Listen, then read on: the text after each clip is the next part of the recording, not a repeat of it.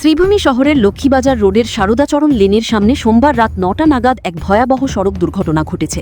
প্রত্যক্ষদর্শীদের মতে একটি ওয়াগনার কারকে ওভারটেক করার চেষ্টা করার সময় AS-10 যে 4177 নম্বরের একটি রয়্যাল এনফিল্ড বুলেট বাইক বিপরীত দিক থেকে আসা একটি রিকশা টুকটুকের সঙ্গে সরাসরি মুখোমুখি সংঘর্ষে জড়ায়।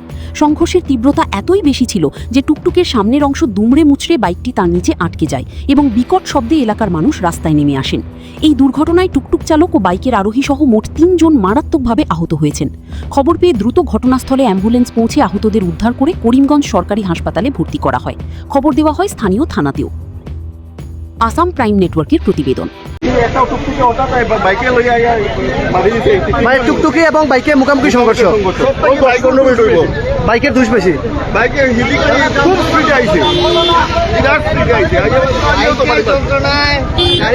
তিনটা ছেলে পুরা একজন টুকটুকি মুসুরের টুকটুকি ড্রাইভার হইব, আর দুইজন আরো দুইটা কম বয়সী ছেলে, সাইডে পুরা ব্লাড পুরা একদম ফালানি, আর টুকটুকিটার নিচ দিকে পুরা বাইকটা ওই যে বাইকটা ঢুকে গেছে।